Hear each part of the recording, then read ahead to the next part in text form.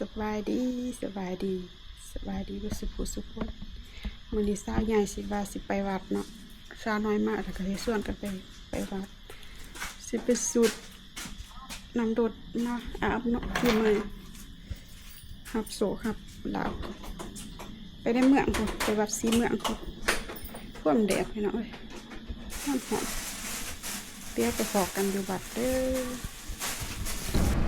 สาวใหญ่ออกมาไก่จะหอดแล้วเนาะหอดตลาดเอียงก่อนตลาดบัวดินตลาดบัวดินพนะตลาดเจ้ามา3 คนลูกหลานคนอากาศหอนเป็นหอนจะองศาประมาณ40บดูมาโดดตอกมาจุดพุ่งโอ้โหว่า36ของตัวนี้เกือบ40สูงสุด37พนัก36องศาติดไฟแดง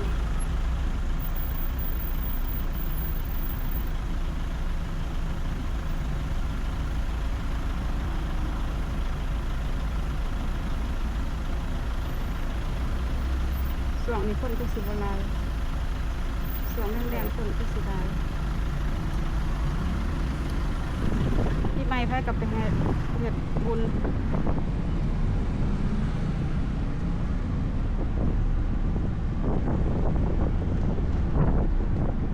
หับศพตอนหับอิ่มพี่กายนี้ไปเห็ดดิสแล้วน้องพี่กายอยู่บ้านไปให้พ่อครูสวดอันนั้นให้อันนั้นทรงโดดให้เอารถเขาไปให้ครูมัดแขนให้3,500,000ของเป็นตู้นี่แหละค่ะ4,000,000แล้วจะไหวอาสิอาน้ำไปหมูเนาะเป็น5,300,000หอดเลยจะให้เล่นร่วมกันในไร่กันแล้วตัวนี้2,500,000มัดสีเมืองคนกำลังมาคนไล่เลยเดี๋ยวไปเทคใครก็มาเห็ดบุญสปีใหม่หับสุกหับลาบอันนี้รัวบอหับลาบหับก้อยเอาไปเทิงนั่นแหละมาลูกประเทศเรียนไปพี่จะลูกใจนั่นแหละเลยยังมั้งแขกฟันอันคือให้ อัน สาว เป็นก็1,550 540จะลูกเอาสังฆทานตั้ง5สองสามสิบได้ไหมมาง่ายมั้ย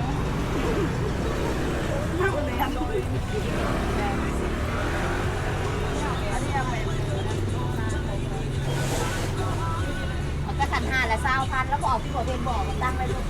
1,500เล่น20,000กี่โดยใช้ก็บอกเบ่งแล้วเป็น50บอกเบ่ง30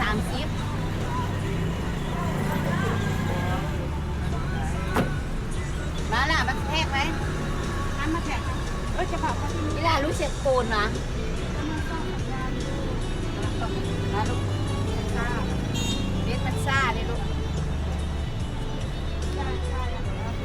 มาแขนศอกได้เราแล้วครับ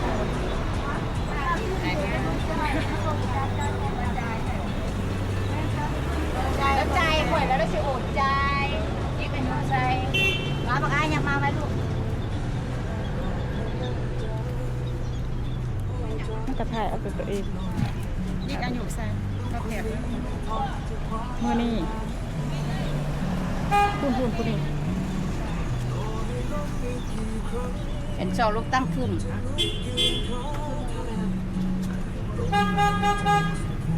ไงมือมาตอนมันหันลูกที่กันอยู่ใส่ปี14นั่นก็จะมา14มือนี้เท่าไหร่มือนี้เท่าไหร่จะอุตสาห์เองมือนั้นว่า14มือนี้เท่าไหร่เอาคือดูดกยิกไหมยิกแล้วเอาไงบ่ได้เอาจริงเขาพัดข้าวปะแม่เท่าไรแม่เดี๋ยวช่องพันจิ๊บชามนี่หนักไปบ่ายน้ำบอนี่จะสูดอ่ะโดยผู้ที่แสนที่เขายืมพันกันได้หรอเสาไฟแล้วแกงให้เจ้าอยู่ดิ เอาน้ำเข้าเองกูได้บ่เขา 5,500แม่5,400พันใจถ้าน้ำรถก็เอาหนังเข้ามาไงคน550คนเสียหนังห้ามเพื่อนเศร้าเลยถึงกระโปรงกับนี้ด้วย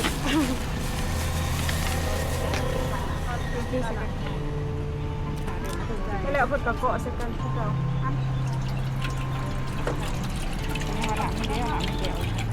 เอาลูกค้าไปดิพาเขาไปนะแม่ถามแล้วเรามีเงินสดกันใส่กว่าแล้ววะ เข้าใจ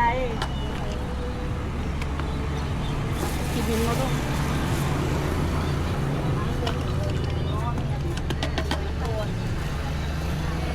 สไลด์ก่อนเราบอกแค่นั้น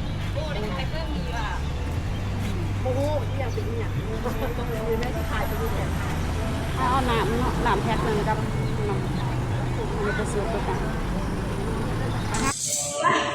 ซื้อต้นหนาม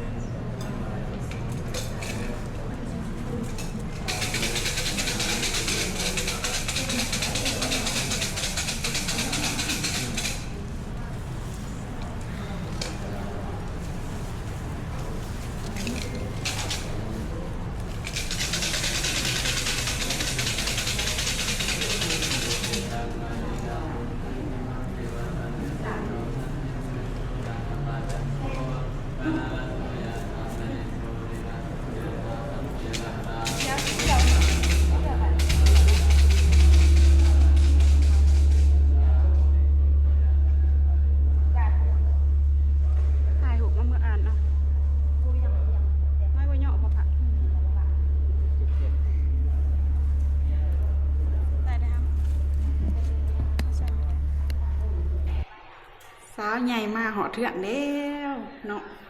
หลังจากมาแต่ทำบุญอยู่บัดสีเมืองเนาะเอาอันนั้นน้ำหอมเนาะสาวใหญ่เฮ็ดน้ำหอมน้ำดดไปสวดไปให้ครูบาคุณสวดให้เนาะแล้วก็สิเอามาส่งโดดเนาะเอามาโหดโดดโหดยังปีใหม่หับโศกหับดาวหอนปรากฏบางคนมาหอนไปเนาะถ้าใหญ่กับเห็ดใส่กับตู้ครัวเสือนี่แหละไปจะเป็นน้ำขี้เหม็นเนาะน้ำขี้เหม็นค้นใส่อันนี้ปาดใส่ถ้าบริใส่น้ำใส่หมักหน้ามันก็เลยจะเป็นสัมๆเป็นเดืองๆน้ำขี้เหม็นเสียมาผสมน้ำแล้วก็อาบเนาะหับโศกหับใส่ปีใหม่ดีเนาะให้อยู่ดีมีแห้งคนก็จะไปพายได้ก็จะไปเฮ็ดสวดอันเสียเคาะแน่แล้วก็เฮ็ด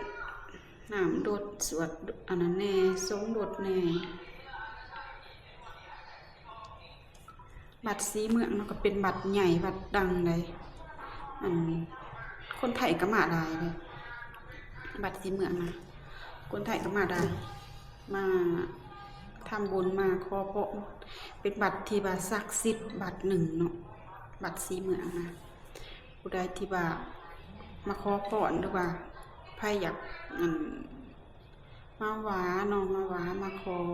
พรอีหยังก็ศักดิ์สิทธิ์เลยผู้ใดที่ว่า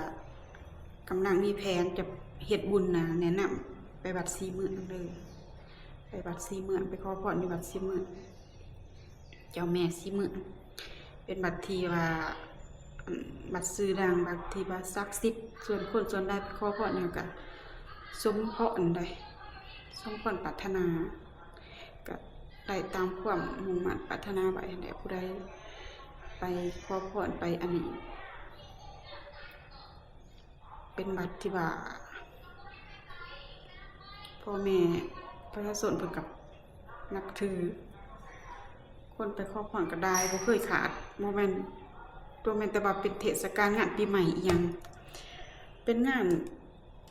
เป็นบ้านศีลบ้านพระอีหยังนี่นะธรรมดานี่ก็ได้คือกันนั่นแหละก็คนก็เข้าไปได้ชายใหญ่แบ่งให้สาวน้อยว่าเพิ่นทรงสะดุดเพิ่นแต่เพิ่นน่ะก็ได้เอาเนาะว่าเพิ่นทรงอันนั้นสิทธิ์สะดุดเพิ่นชายใหญ่ตอนค่ำๆชายใหญ่สิผสมน้ำอาบเนาะผสมน้ำอาบอยู่ดีมีแห้งปีใหม่เดือนใหม่ก็ได้บัตรแค้นนะผู้ว่าเพิ่นได้มัดแค้นให้แล้วก็มีเสียงสี่ชายใหญ่เสียงสี่แล้วก็อันนั้นยกพระเนาะยกพระเดี๋ยวว่าเฮาอธิษฐานแล้วก็เฮาก็ยกพระชายใหญ่อธิษฐาน3อย่างก็ยกขึ้นหมด3อย่างก็บ่เป็นตนาเชื่อได้แต่ว่าบางคนยกบ่ขึ้นยกจังได๋ก็ยกบ่ขึ้นแต่ว่าชายใหญ่อธิษฐานแล้วก็ยกขึ้นเบาๆปรากฏว่าก็ขอให้คำอธิษฐานที่ว่าชายใหญ่ได้ไปเฮ็ดไปอธิษฐานได้ไปอันนั้นก็ขอให้สมปรารถนาทุกอย่างทุกอันทุกแนวปีใหม่เดือนใหม่ก็ขอให้มีแต่สุขแต่ลาภเนี่ยก็ไปเฮ็ดบุญมากก็สบายใจเฮ็ดหยังก็ให้มีแต่สุขแต่ใส่ปีใหม่เดือนใหม่ก็มีแต่ขอให้มีแต่ความหังความมีอยู่เย็นเป็นสุขครอบครัวเรือนชาติก็มีแต่ความสุขความเจริญเนาะปีใหม่บางเทื่อชายใหญ่อาจจะบางเทื่อก็จะบ่ได้กลับบ้านเนาะฟังเบิ่งเนาะชายใหญ่ก็สิขอพักผ่อนก่อนกำลังมาหอดเทื่อนก็ยังฮอดอยู่เนาะฝากติดตามฝากเป็นกำลังใจให้สองชายใหญ่นี่เด้อฝากกดคอมเมนต์ให้สองชายใหญ่นี่ชาวน้อยก็กลับเนาะมาส่งชายใหญ่ได้กับมื้อเพิ่นไปมีนัดกับหมู่เพิ่นไปแฮงเอาไปปาตอกปาติเพิ่นเนาะไปปากเวียกเด้ชาวใหญ่สิขอจบคลิปแต่เพียงเท่านี้เนาะฝากติดตามคลิปต่อๆไปเด้อบ๊ายบาย